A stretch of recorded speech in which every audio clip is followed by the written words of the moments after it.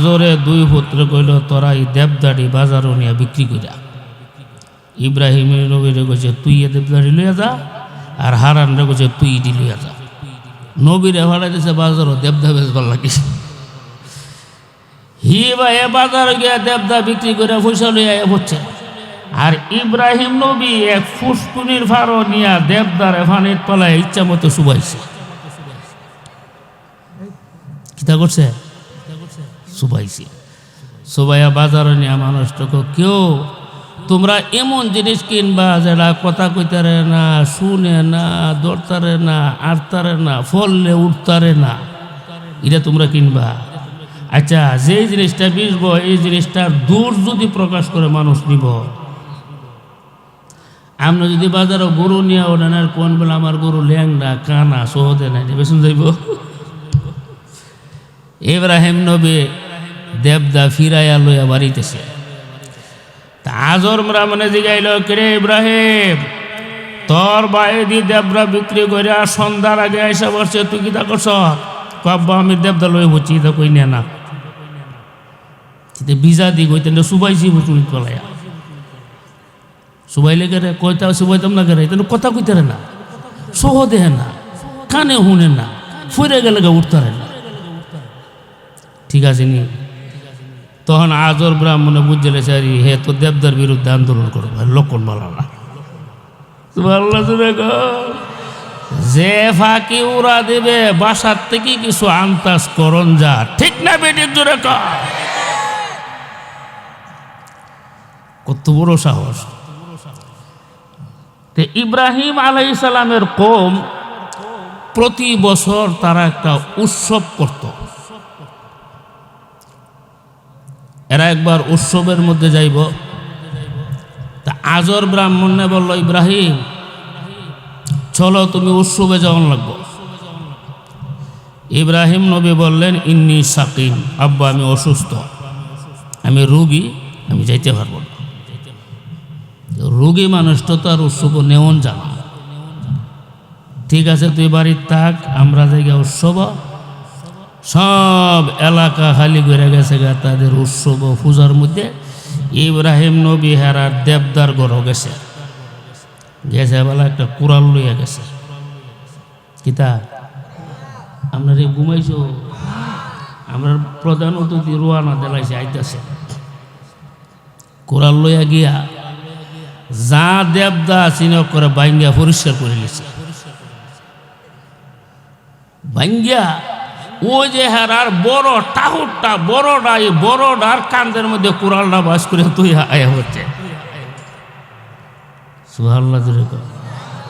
অথচ উনি জানে আমি কাম করলে কিন্তু সারা দুনিয়া আমার বিপক্ষে যাবো, যাইব না, যেত না। ইব্রাহিম নবীর ধারণা সারা দুনিয়া যদি আমার বিপক্ষে চলে যাক, কোনো সমস্যা নাই, আল্লাহ যদি আমার সঙ্গে থাকে। ঠিক না বেঠিক? এরা উৎসব থেকে আইসে আয়া পূজার গরো গিয়া দে আল্লাহ, হেরার খুদার অবস্থা খুব খারাপ। কোনোটার হাত নাই, কোনোটার ভাও নাই, কোনোটার কেল্লা নাই, ও করে মোড়াইয়া বাস করে তো রাখছে। এখন তো লাগছে আগুন, কিরে কাম কেটা করবো? কালো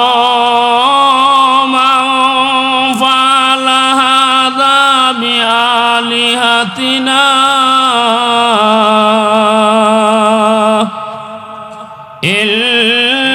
ইল্লাহু মিনাল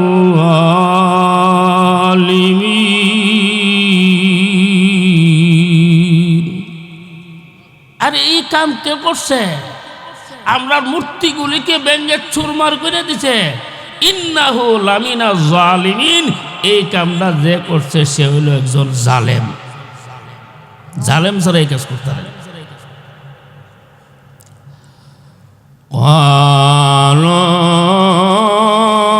সামিনা ফাতাই ইয়াযকুরুহুম ইউকালু লাহু ইব্রাহিম। আরেক দলে বলল শোন, আমরা সরাসরি শুনছি ইব্রাহিম নামে এক যুবক আমরা দেবদার সমালোচনা করে, এছাড়া আর দেবদার বিরুদ্ধে কেউ কথা বলতে আমরা শুনছি না। সুতরাং এই কামটা ইব্রাহিম ছাড়া কেউ করছে না, হে ওই কামটা করছে। ধারণা ঠিক আছে নি? ঠিক আছে। তখন বলল যে তারা জলদি উপস্থিত করো হাজার হাজার জনতার সামনে।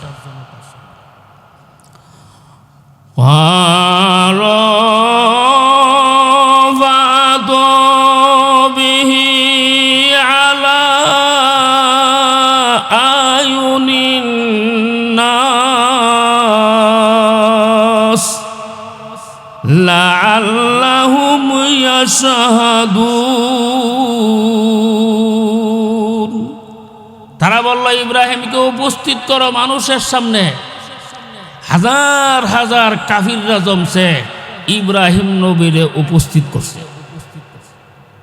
একজন এক পক্ষে আর সারা দুনিয়া হইল আরেক পক্ষে। সুবহানাল্লাহ জোরে কর। ইব্রাহিম নবীরে তো হাজির করছে, করে জিগাইতেছে ক্বালু আনতা ফাআলতা হাযা বিআলিহাতিনা ইয়া ইব্রাহিম।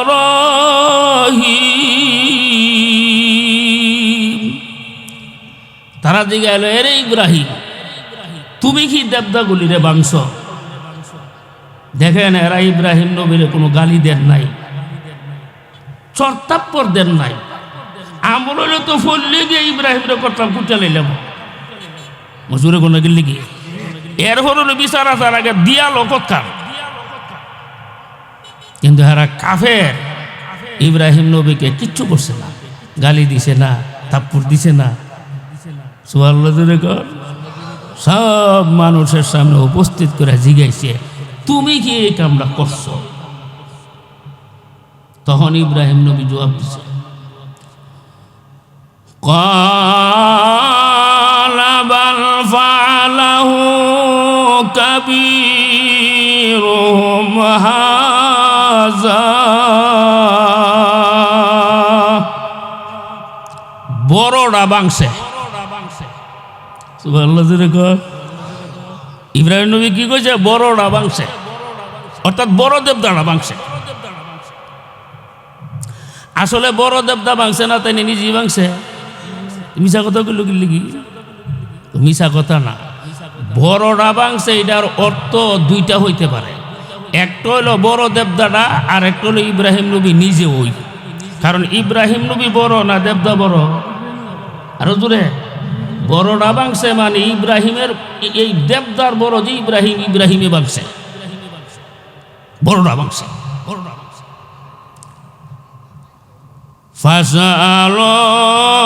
ফাসআলুহুম ইন কানু ইয়ানতিকুন। তোমরা একটা কাজ করো, এই দেবদাগুলির জিজ্ঞাসা করো এদেরকে কে বাংছে। তখন তারা বলল, ইব্রাহিম সত্য কথা তো বলতে হয়, তুমি তো ভালো করে জানো দেবদা যে কোনো কথা কইতারে না। কথা কইতারে মুখ আসেনি না বলে, মুখ আছে, মুখ আসেনি কথা কইতারে, চোখ আসেনি দেহেনি, কান আসেনি শুনেনি, লজ্জাস্থান আসেনি, সেটা পেন করতে পারিনি, বুঝতে পারে না। ঠিক না বেটি? আরো যেরকম এরপর আমরা যে সমস্ত ভাইয়েরা মূর্তিগুলির পূজা করে, হারা কোন আশা পূজা করে, এইগুলি হারা তরাইয়া নিব। দেবদা মানুষকে তরাইতে পারে না। দেবদা হইল দুর্বল, মানুষ হইল সবল। সবল রে দুর্বল জিনিসে তরাইয়া নিতে পারে না। ঠিক না বেটি? আরো জোরে একটা উদাহরণ শুনেন। এক বেড়ার তাক গেছে গা নষ্ট হইয়া, এটা রাস্তার পড়ে রয়েছে, এটা নেওয়ান লাগবো ওয়ার্কশপের মধ্যে। তখন ট্রাকের ড্রাইভারে চিন্তা করলো কেমনি নিমু রে, কেমনি নিমু, গিয়ে এক রিক্সাওয়ালা বেড়া ঠিক করছে। কারে ভাই তুই এবারে মনে করছে তাই মনে কোনো যাইব না। আইনা টাকের সামনে খাড়া করে কইতা আমার টাকটা তো রিক্সার পিছে বান কিতা করতাম আমার টাকটার লইয়া ওয়ার্কশপে যাওয়ার লাগবো। আচ্ছা রিক্সা টাহারে টাইনা নিতে পারবো হুজুরে কোনা গেলে কি রিক্সা টাকরে টাইনা নিতে পারে না, ঠিক না বিদিক জুড়ে? কারণ রিক্সা হইল দুর্বল, তাক হইল সবল। সবল দে দুর্বলের পিছনে লাগাইলে দুর্বলে সবল দে নিতে পারে না। ঠিক তেমনি ভাবে দেবদা হইল দুর্বল, মানুষ হইল সবল। সবল মানুষকে দেবদাও টাইনা নিতে পারবে না, দৈন্যা লয়ে কাল্লা, ঠিক না বিদিক জুড়ে?